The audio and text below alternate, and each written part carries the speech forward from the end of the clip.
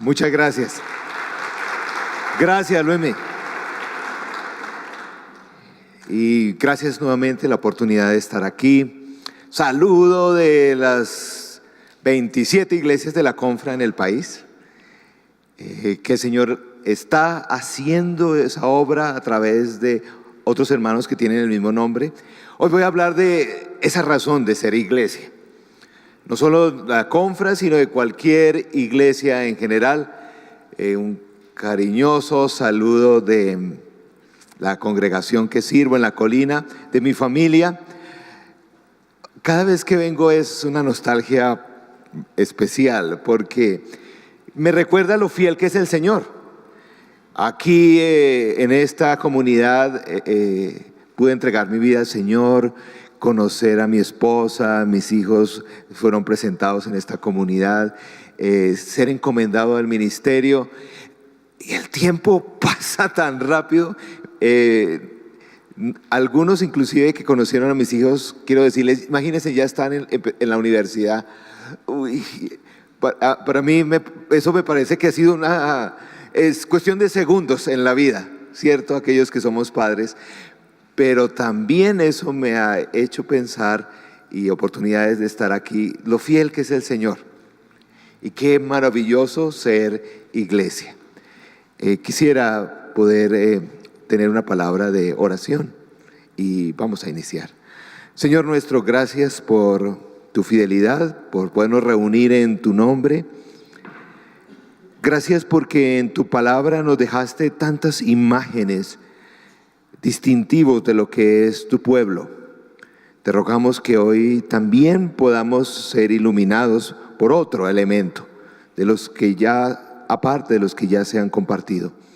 Señor, ayúdanos a ver esa dimensión futura, esa dimensión para la cual también nos has traído. Rogamos esto en el nombre de Cristo. Amén. Sin duda, cuando hablamos de la iglesia y más que todo de lo que hace la iglesia, nos preguntamos, ¿y para qué hacemos todo esto? Pues porque uno empieza a entrar en diferentes actividades, pero yo creo que todos en algún momento, si asistimos a alguna iglesia, decimos, ¿y eso para qué lo hacemos? Sí hace una diferencia en el mundo, el poder ser iglesia, y hay varias cosas. Porque, por ejemplo, veo que las buenas noticias que traían los pastores de cómo hermanos están apoyando, uniéndose a esta comunidad para el proyecto de Juan Rey. ¿Para qué hacemos eso? ¿Para qué tenemos un hogar con niños que no tienen hogar? Veo las carteleras de los enviados por Jesús, misiones, que las damas cabeza de familia se reúnen a tomar chocolate, en fin. ¿Te has preguntado alguna vez para qué todo eso? Hoy vamos a tratar de mirar uno de los ángulos que el Señor muestra de por qué hacemos esas cosas como comunidad y como iglesia. En primer lugar, voy a compartir dos, llamémosles paradigmas o formas de pensar que tiene la iglesia y fuera de la iglesia de por qué hacemos eso. En primer lugar, ayudamos, servimos a otros no solamente económicamente, a veces con un consejo, a veces con una palabra de aliento, con una indicación, en fin.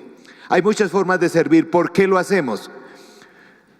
Toda entidad cristiana o no cristiana que trabaja en ayuda, en servicio, sabe una cosa. Y es que el ser humano, independiente de su condición, credo y todo esto, tiene algo adentro que se siente bien servir. Sí, independiente de la cultura, se siente bien servir.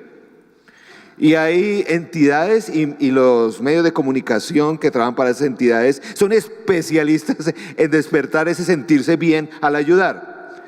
El problema es en que, pues cuando vienen los problemas personales o de la propia familia o del propio negocio o de la propia iglesia, no siempre nos sentimos tan animados a hacerlo. En medio de tantos elementos, distracciones del mundo de hoy, no siempre estamos tan animados a servir a otros. Y la iglesia en su forma de servir ha tenido siempre como especies como de moda, en qué puede centrar fundamentalmente su servicio y ministerio. Por ejemplo, me explico. Cuando por primera vez conocí al Señor y me involucré en esta iglesia, recién pasaba la moda del evangelio social, del evangelio integral, es decir, que hay que incluir, y estoy de acuerdo, pero era bastante fuerte. Todos los seminarios de trabajo de iglesia hablaban de cómo hacer un servicio social y cómo ayudar a las personas en necesidad. Eso era un gran énfasis. Posteriormente vino todo un énfasis en que la iglesia, en la medida que podía crecer y aumentar el número, y estrategias para aumentar número, llamaban crecimiento, entonces estaba bendiciendo al mundo en la medida que tenía más cristianos. Sigue siendo clave en el día de hoy, ya no tanto. De los últimos 15 años para acá todavía tenemos otro énfasis, es la adoración. Y es muy importante la adoración, pero ahora en el mundo en general, esto no es solamente en nuestro país, hay un énfasis muy intenso en la adoración, y la iglesia obviamente tiene adoración, pero es mucho más. Vemos que existe ese acercamiento. Servimos porque las personas se sienten bien al servir, pero el problema es que no siempre somos tan animados a hacerlo. A veces nos despertamos con ganas de eso, sí, pero sobre todo cuando hay problemas, ya se nos baja un poco el ánimo. Y por lo tanto la iglesia, el pueblo de Dios, no puede ser tan consistente en ese servicio que debe transformar el mundo. Otra forma de pensar que está dentro y fuera de la iglesia, por el cual hacemos las cosas que hacemos, es para solucionar problemas. Todas las personas, en general, todos llegamos a la iglesia con algún tipo de problema. Y a veces pensamos que la función, definitivamente el Señor sí usa la iglesia para solucionar problemas. Pero si ese es el enfoque, tú y yo nos vamos a frustrar. ¿No te ha pasado? A mí me ha pasado. Por ejemplo, he acompañado a una persona, una pareja, que el Señor les da principios, tienen problemas económicos, les da principios financieros cristianos, en fin, empiezan a manejar su vida y empiezan las cosas a cambiar. ¡Bum! Él o ella enferma de cáncer. Y dice: Señor, ¿qué pasa aquí? Cuando uno como iglesia o como nación ayuda a un pueblo que ha sufrido un tsunami y se mueve y se moviliza todos los medios sociales a servir, a atender una necesidad, y se atiende y muchas personas reciben alivio. Un año después, un terremoto, y eso empieza como a desanimar, y uno dice: Señor, ¿qué pasa? A veces tú inviertes tiempo, ánimo, recursos de todo sentido en una familia, en una persona, y después se aparta de los caminos del Señor y uno dice: Señor, si fuera para solucionar problemas sería muy frustrante. Sobre todo si empezamos a pensar que la iglesia es para solucionar problemas exclusivamente, pues empezamos a tener un pensamiento como matemático acerca de lo que es el pueblo de Dios. Y muchos tienen este pensamiento. Es decir, si tuviéramos más recursos, mucho más recursos, podríamos solucionar todo el problema de los niños que no tienen hogar. O si fuéramos más cristianos, entonces se acabarían los problemas del mundo. O por lo menos, como un amigo me decía: Pastor, ¿qué tal que todos los gobernantes fueran cristianos? ¡Qué maravilla!, pienso yo. Pero créame, no solucionaríamos los problemas del mundo. Cuando nos centramos en que nos reunimos o hacemos las cosas para solucionar problemas, podemos correr el riesgo, de hecho sí se solucionan algunos, pero de sentir cierta frustración. ¿Y saben qué encuentro yo cuando la iglesia empieza y tiene esta óptica? Que empieza a desanimarse y empieza a tener ideas como esta, que escucho mucho entre los creyentes. Mejor dicho, Señor, entonces yo me voy a contentar con criar bien a mis hijos, con tener una buena familia, ofrecer a la sociedad hijos creyentes y ciudadanos respetuosos y responsables. Es lo que puedo hacer para aportar en este país. Y empezamos solamente a centrarnos en nuestras necesidades. Pero quisiera hoy compartir un nuevo acercamiento, espero, que nos ayuda a ver para qué hacemos todas estas cosas.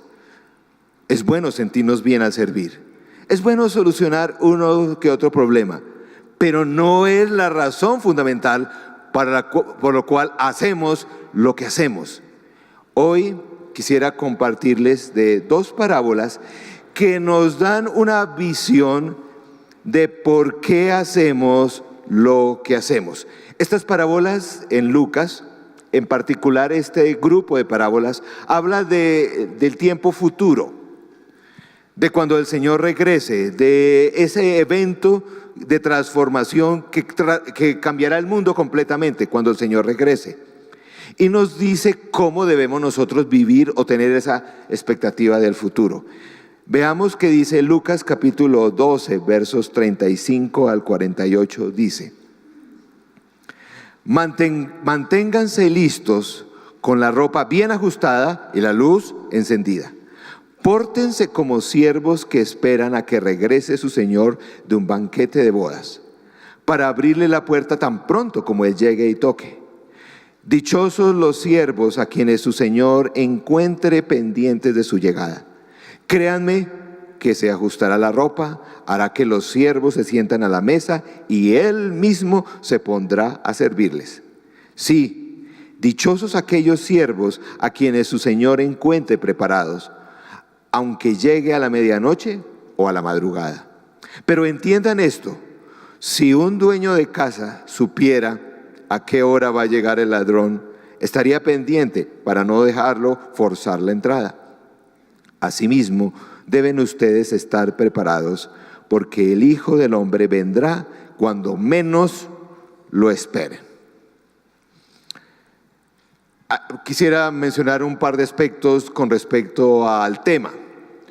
Cuando el Señor Jesús habla aquí de siervos, de todo un sistema de señor, siervo, el Señor no está ni atacando ni aprobando un sistema social, un sistema humano. Él simplemente está utilizando una ilustración de la forma como esas personas vivían en aquel momento para ilustrar una verdad espiritual. Aquí el Señor no está hablando si es justo o injusto, sistemas políticos, nada de eso. Está simplemente utilizando una imagen del momento. Y cuando dice esta parábola, miren lo que responde el apóstol Pedro, que creo que algunos están más o menos en esta condición. Dice: Señor, le preguntó Pedro, ¿cuentas esta parábola para nosotros o para todos? Traduzco al lenguaje de hoy. ¿Saben qué está diciendo Pedro? Señor, ¿se supone que entendemos eso? ¿Se supone que la cogimos? Señor, ¿es esto algún tipo de examen o test? Señor, ni idea de lo que nos estás queriendo decir. ¿Nos puedes explicar un poco más? Y dice el Señor: sí, les voy a explicar con otra parábola. Y explica lo siguiente. Respondió el Señor: ¿dónde se halla un mayordomo fiel y prudente, a quien su señor deja encargado de los siervos para repartirles la comida a su debido tiempo? Dichoso el siervo cuyo señor al regresar lo encuentra cumpliendo con su deber. Les aseguro que lo pondrá a cargo de todos sus bienes. Pero ¿qué tal si el siervo se pone a pensar: mi señor tarda en volver, y luego comienza a golpear a los criados y a las criadas y a comer y a beber y a emborracharse. Hago un pequeño alto aquí. El Señor está utilizando una figura de lenguaje que es una hipérbole. En otras palabras, está exagerando, parece paisa. ¿Qué tal que el siervo empiece a agarrar a las siervas y le golpee? Está todo utilizando un lenguaje de exageración en esta parábola para que puedan entender un poco más el sentido. Dice, el Señor de ese siervo volverá el día en que el siervo menos lo espere y a la hora menos pensada. Entonces lo castigará severamente y le impondrá la condena que reciben los incrédulos. El siervo que conoce la voluntad de su Señor y no se prepara para cumplirla, recibirá muchos golpes. Igual está poniendo un poquito de exageración. En cambio, el que no conoce y hace algo que merece castigo, recibirá pocos golpes. A todo el que se le ha dado mucho, se le exigirá mucho. Y al que se le ha confiado mucho, se le pedirá aún mucho más. Esta parábola está hablando del tiempo futuro, de una palabra que es muy importante. Ambas parábolas tienen una palabra en común, es la expectativa. ¿Cómo esperar? ¿Cómo tener esa expectativa futura? Pero antes de hablar de esa expectativa futura, permítame hablar del concepto de tiempo. Una vez hablemos del concepto de tiempo, unimos todo esto para entender el mensaje central. En aquella época, cuando las personas leían ese texto, no veían el tiempo como nosotros vemos la expectativa del regreso del Señor Jesús. Me explico. Nosotros en general tenemos la idea de que vamos en la vida, un día el Señor por gracia nos muestra el camino de salvación, le aceptamos y muchas cosas, somos una nueva criatura y seguimos. Y otro día, o porque el Señor regrese o morimos, pues si estamos en los caminos del Señor, para el cielo. Y si no, para el otro lado. Y vemos la vida así, como si estuviéramos en un momento y de pronto algo va a cambiar y o subimos para un lado o para el otro. No es la forma ni que los judíos ni el Señor Jesús veía el tiempo futuro, lo veían de otra forma. Para el judío, la expectativa del futuro no era que algún día íbamos a reunirnos con Yahvé allá en el cielo y estar todos contentos y felices. La expectativa futura del judío era que no era que nosotros íbamos a ir al cielo, era que Dios iba a venir a este mundo, iba a hacer justicia, iba a cambiar este mundo, a poner las cosas en orden y ahora sí todo va a marchar de acuerdo a como Él quiere. Era la expectativa del judío. Pero los siglos pasaban y los judíos empezaban a tener un problema. Nada cambia. Nuestro pueblo más oprimido. ¿Qué pasa? O dos cosas. Empezaron ya a pensar los judíos en tiempos de Jesús. O todo esto es un cuento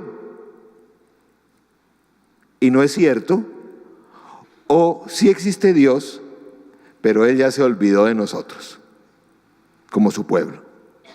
Es en eso, en ese estado de tiempo en que se establece esa parábola, en que el Señor Jesús viene a hablar de otra realidad que no es la que piensan los judíos. Pongamos atención a esta. Este concepto de tiempo es el concepto que está en todas las parábolas que maneja el apóstol Pablo. Es el siguiente. Existe un tiempo que se llama malo en la Biblia, donde por consecuencia del pecado muchas cosas malas ocurren en el mundo. ¿Cierto? Aún lo vivimos el día de hoy. Pero con la venida de Cristo y posteriormente su muerte y resurrección, ese tiempo ya terminó, pero no del todo. El Señor Jesús trajo un nuevo orden. Hay una victoria sobre la luz, sobre la oscuridad, el mal, el pecado, la muerte. Hay una nueva esperanza. ¿Quiere decir que terminó todo lo malo? Sí, pero no. Terminó en gran medida, pero todavía falta más para que se manifieste plenamente esa victoria. Es decir, cuando vino Jesús, empezó otro tiempo, el nuevo tiempo, el que Él inauguró. Todavía existe el malo, pero ya el nuevo, y un día va a ser totalmente diferente. Mientras tanto, tú y yo vivimos como una especie de sándwich. Entre ese tiempo malo, que ha sido derrotado, pero todavía funciona, y el nuevo, que cada vez más, al extender el Señor su reino, pues cada vez se va a hacer más evidente. Pero en medio de esos dos, es como si el pueblo de Dios viviera en un constante crepúsculo. Ya casi viene la luz plena, pero todavía no.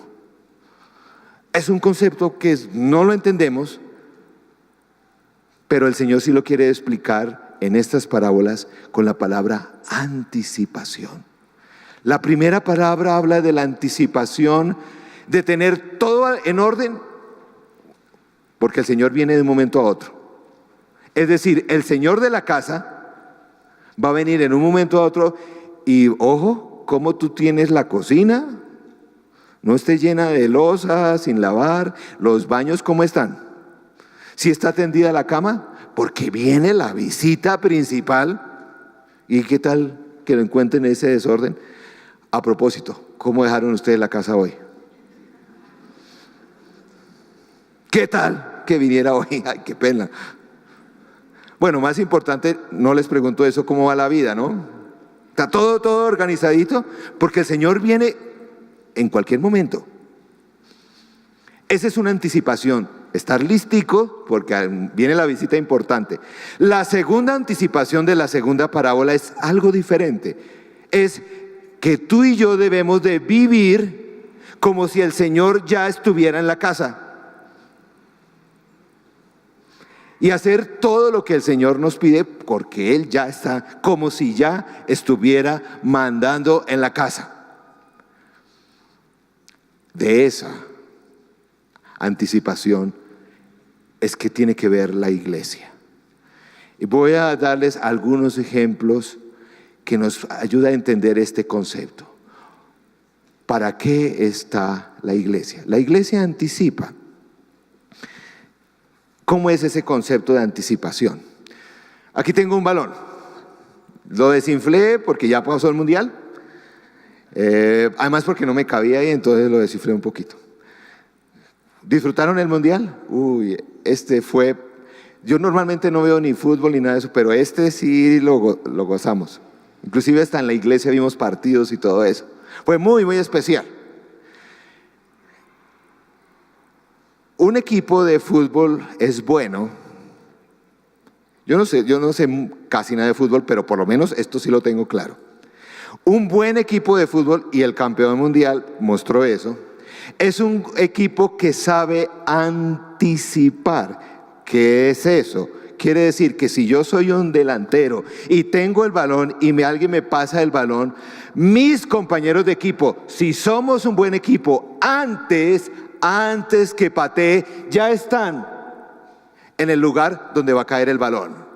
Porque jugamos tanto, porque lo tenemos tan claro quién es cada uno, que antes de que patee, ya ellos están ahí, en el lugar donde deben estar, antes de que patee el batón.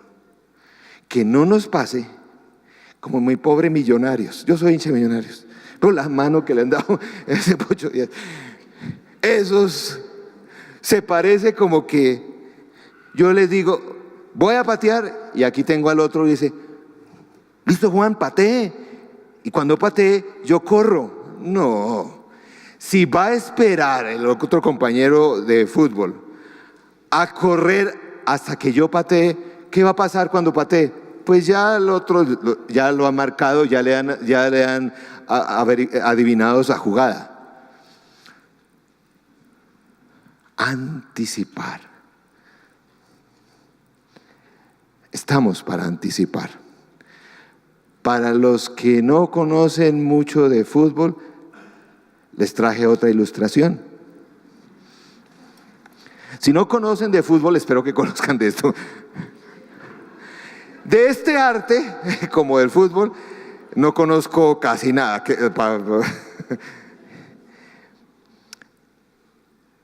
Este es un tipo de arte, y voy a hablar para las que son mamás, cuando están esperando un hijo. Yo las he visto. Por ejemplo, mi esposa, que nada de costura ni nada de eso, ella es ingeniero, pero de todas formas, cuando estábamos esperando a nuestros hijos, le dio por eso, ¿cierto? Cuando ellas se ponen a tejer, ¿usted ha visto una mujer embarazada? Generalmente no hace esto. Generalmente no dice, bueno, mi hijo al momento de nacer o mi hija va a tener tantos centímetros, entonces tengo 17 centímetros de largo la manga, tantos centímetros. No. Ellos empiezan a tejer. Y en medio de estar tejiendo, empiezan a anticipar. Y yo las he visto, incluida mi esposa, y empiezan, ay, Laurita tiene que portarse bien porque la mami tiene que ir a lavar la loza.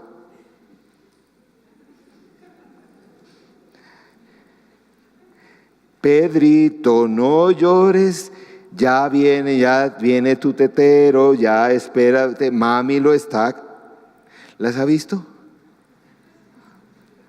¿Los ha visto decorar los cuartos? Y juegan con los juguetes. Como si ya estuviera el bebé en casa. Anticipan. ¿Para qué estamos como iglesia según estas parábolas? Para anticipar. Tú y yo vivimos con ese concepto, anticipando. ¿Cómo se vive anticipando? Una ilustración más. No sé cuántos han conducido, por ejemplo, en las carreteras de la costa, donde son largas extensiones y todo el paisaje es igual. Uno va por un tiempo y como que dice, oye, esa casita ya hace 20 minutos no pasamos, y uno sigue y todo es igual, y sigue y todo es igual. Pero llega un momento en que aparece una señal verde luminosa y dice, Cartagena, 100 kilómetros.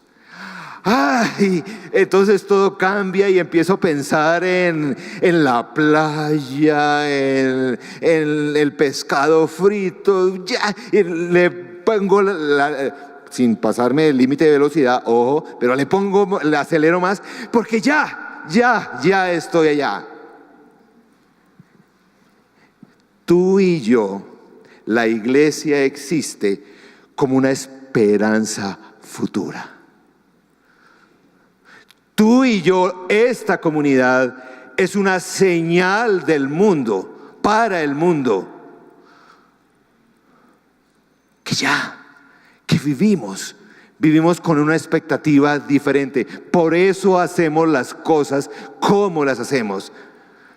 Vivimos porque tenemos esa esperanza y nosotros, tú y yo, como comunidad, somos esa señal del mundo que dice, no todo es oscuridad, no todo es oscuridad.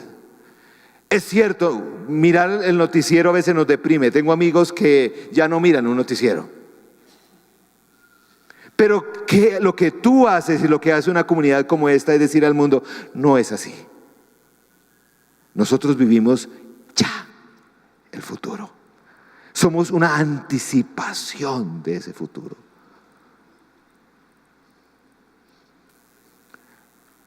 ¿Ustedes creen, con toda la bendición que es, que el dinero que se recogieron los hermanos y que van a mandar para allá Juan Rey y lo que ha recogido esa comunidad, va a solucionar el problema de los niños sin hogar de este país?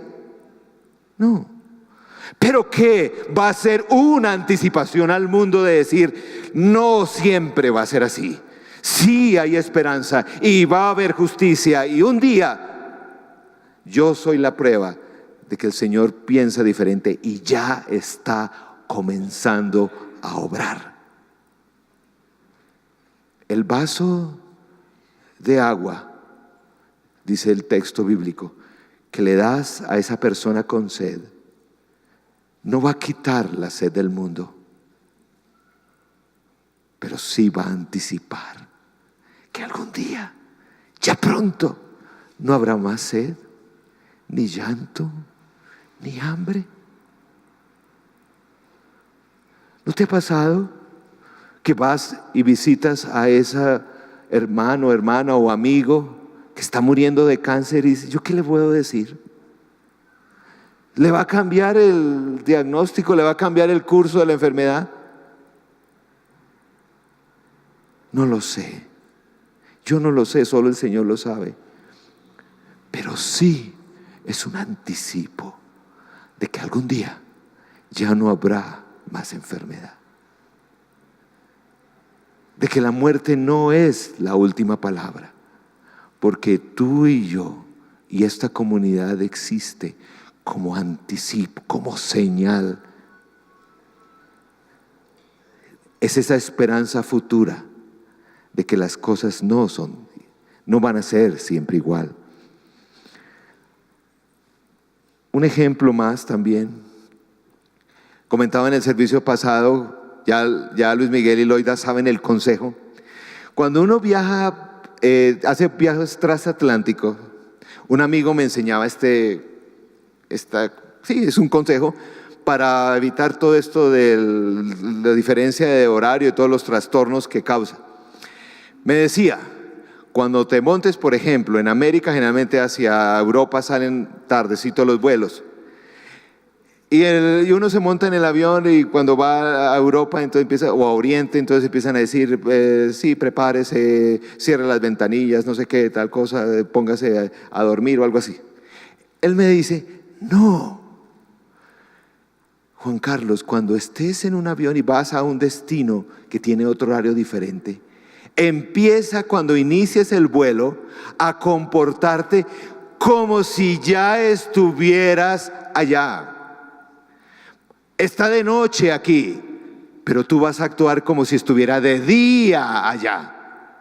Hay oscuridad acá, pero tú vas a caminar, vas a tomar café, vas a leer un libro y vas a pensar que estás a mediodía acostado en la playa leyendo un buen libro. ¿Cómo va a estar allá?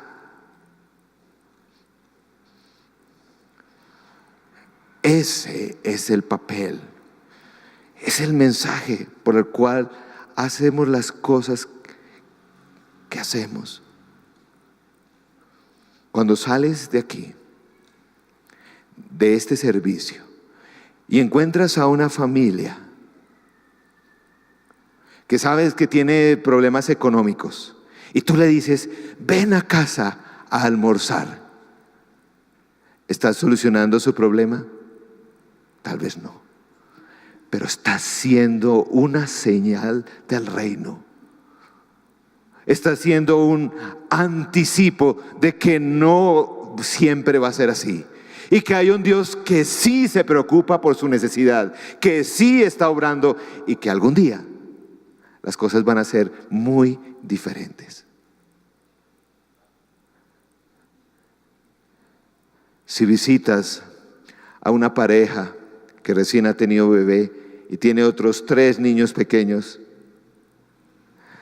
y de pronto decides sabiamente darles un bono por unos 50 paquetes de pañales, ¡qué bendición! Es la esperanza futura de que Dios cuida así de nosotros.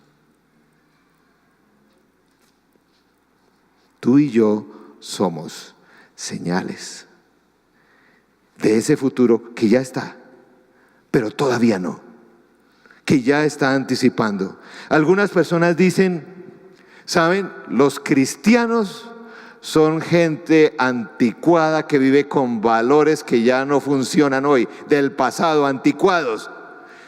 ¿Saben qué les debemos decir? No, los cristianos somos las personas del futuro, solo con los que vivimos en el futuro, no con los valores del pasado, ni siquiera los de hoy. Vivimos con los valores que va a tener el Señor cuando esté aquí. ¿Saben? ¿Qué tal si le decimos a la persona que está a su lado, si tienes a alguien al lado, tú eres del futuro, tú formas parte del futuro, vienes del futuro? ¿Qué tal? Por lo menos lo despiertas.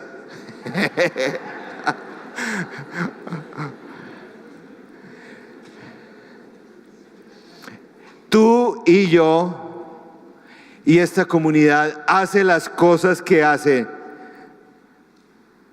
porque vivimos esa esperanza del futuro. Les doy ejemplos, como dice, de la vida real. Un vicepresidente financiero de un banco me decía: con cada uno de mis clientes que yo me siento, no solamente hablamos de negocios, de presupuestos, de cuánto tiene para respaldar deuda. Yo le pregunto a todos mis clientes, me decía él, acerca de su familia, de cómo están sus hijos, de qué sueños tiene. Y me decía: Juan Carlos, qué difícil ha sido mantenerme en este puesto, porque mi jefe, el presidente, me dice: yo de ti te contraté es para cerrar negocios, y lo que necesitamos son más negocios, no que te dediques media hora a un solo cliente. Pero él dice: no me importa, aún si pierdo el sueldo, pero no es la forma como yo practico las finanzas. Yo me siento con cada uno de mis clientes y hablo media hora. ¿Eso va a cambiar el mundo financiero y todas las cosas enredadas que existe ahí y turbias? No, pero hay un hombre allí sentado diciendo: yo soy testimonio de esa esperanza futura y las cosas pueden ser diferentes. Conozco otro que es para mí una belleza. Es un empleado sencillo que está trabajando en Starbucks. Yo sé que puede ser algo delicado el asunto. Bueno, yo prefiero Juan Valdés, pero me encanta Starbucks. Este caballero trabaja allá y ¿saben qué hace? Sirve café. Y cuando tiene tiempo, ustedes saben que le coloca el nombre de, ¿cierto? Como bueno, ahora se ven en todo lado, colocan el nombre del cliente. Él no alcanza a copiar un versículo, pero copia una frase de aliento. Dios tiene algo lindo para ti hoy. ¿Tú sabes que Jesús te ama?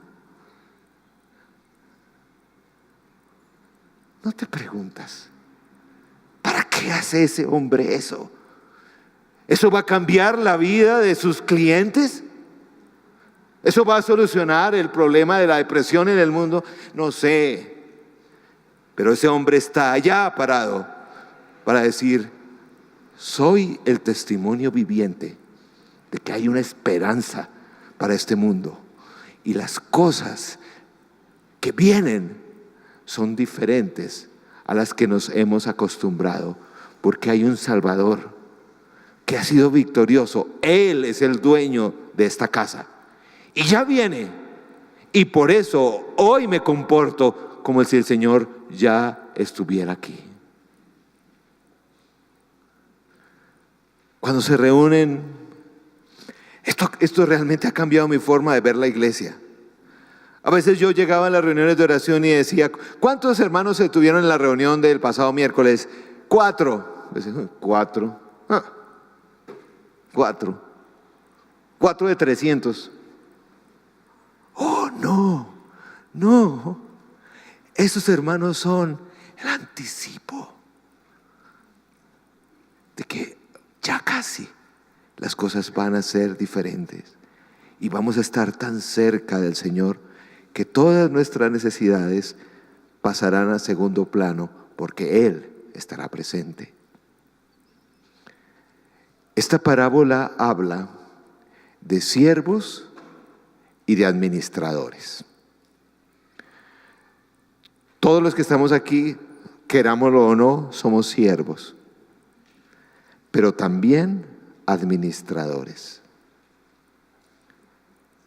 Mi pregunta es, ¿qué estamos haciendo con lo que el Señor nos ha confiado? Los dones, los talentos, los recursos, la educación, la vida misma. ¿Qué estamos haciendo? Porque ya viene. Y tú y yo debemos vivir con esos talentos como si Él ya estuviera aquí.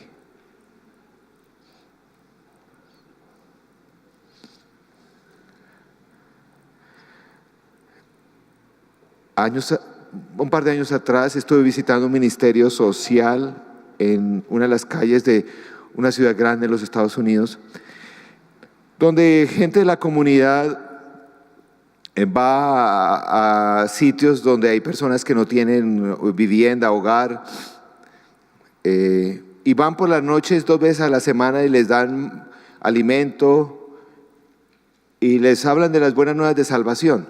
2 veces por semana, todas las semanas al año. Y me invitaron a participar. ¿Y saben qué vi? Yo veía una cantidad de greñudos ahí. Llegaban estas personas y llegamos con el carro, botellas de agua, sándwiches, y empezamos a repartir. Ahí sí se despertaban, todos estaban medio drogados, recibían el agua, el sándwich y la cobija y seguían durmiendo. Y una señora se paraba a predicar. Pues una vez que recibían el agua y ni ponían atención.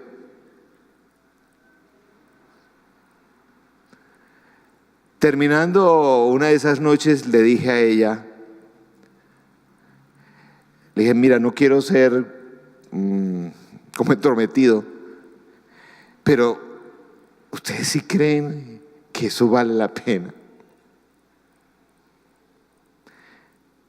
Darles comida, pues yo no veo, ni ponen atención a la predicación. ¿Y saben qué me dice ella? Yo no sé si eso vale la pena, pero yo lo hago porque un día yo estuve allí y el Señor hizo algo y me cambió. Y por eso ahora vuelvo a hacerlo. Yo no sé qué dimensión tienes de las cosas que tú haces, de dónde te rescató el Señor. Pero vale la pena, porque tú y yo, esta comunidad y cualquier grupo de creyentes, por sencillos que sean, son una esperanza futura de que no todas las cosas van a ser siempre igual. Hay un Señor. ¿Cuál es el papel de la iglesia? Extender el reino. La iglesia no extiende ningún reino. La iglesia no hace milagros, la iglesia no soluciona problemas, solamente anuncia y anticipa que el Señor de todo esto ya viene y muestra al mundo cómo funciona el mundo cuando el Señor esté aquí. Que el Señor te dé a ti y a mí ese sentido de expectativa, de anticipación al futuro. Vamos a orar.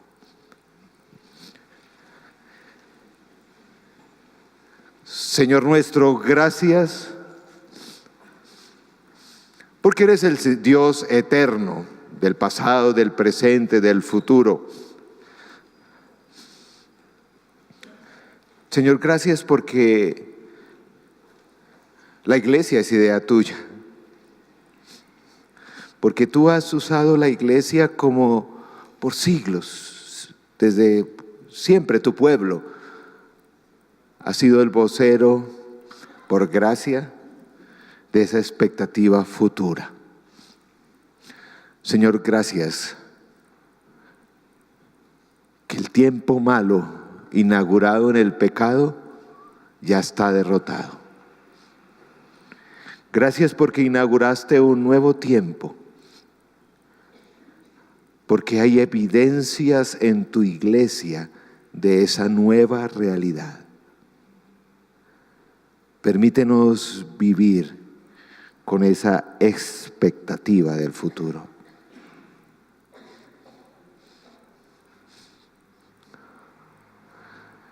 Señor, gracias porque nos has dado dones, talentos, vida hoy para hacer esa señal al mundo. Sabemos que solos no lo podemos hacer, por eso necesitamos la llenura de tu Santo Espíritu. Somos vasijas de barro muy frágiles, pero llenas de tu Santo Espíritu, seremos esas señales poderosas que anunciarán cómo se vive cuando ya el Señor esté aquí. Me gustaría orar en esta tarde, antes de terminar. Si el Señor ha hablado a algunos, si estás de visita, por primera vez tal vez decirle, bienvenido al futuro. Puedes ser una nueva criatura hoy, dependiendo de tu relación con Jesús. Esto no es de religión, es de una relación que te traerá, te transformará hacia el futuro. Pero también sé que hay personas que de pronto el Señor les ha hablado y se ha dicho, bueno, ¿qué vas a hacer con lo que yo te he dado para hacer señal hacia el mundo? Y necesitas la guía y el poder del Santo Espíritu. Si es así, y el Señor te ha inquietado y ahora sabes para qué estás aquí, te animo a que te pongas de pie. Y vamos a orar para que el Señor llene de sabiduría a cada uno de estos siervos que van a saber administrar su gracia para atender a otros. Que el Señor haya llamado a ser instrumento, a hacer esa señal. Lo puedes decir poniéndote de pie. Hoy vamos a orar. Realmente la posición no es tanto como la actitud del corazón. Señor nuestro, gracias porque el reino lo estás extendiendo tú, porque nos permite ser señales vivas de ese futuro, inaugurar ese futuro. Señor, te necesitamos a ti. Te rogamos la presencia y la llenura, el control de tu Santo Espíritu en cada uno de nosotros, para que cada acto que hagamos sea ese anticipo de lo que viene, de las cosas que están por venir, de ese futuro. Señor, gracias por esto. Y te pedimos para todos la bendición de Dios Padre, que tiene siempre una esperanza futura para cada uno de nosotros, a pesar de las pruebas que estemos viviendo. Señor, que nos cobije esa esperanza del Padre, la bendición del Hijo que ha derrotado el tiempo malo y ha sido victorioso sobre el pecado, la muerte, y puede y quiere escribir en cada uno que así lo quiera una nueva historia para un futuro eterno. Y Señor, la bendición del Espíritu Santo, poder de Dios, para que cada acto que mis hermanos y hermanas hagan sea un anticipo de ese reino pleno cuando tú ya estés entre nosotros. Rogamos esto en el nombre de Cristo.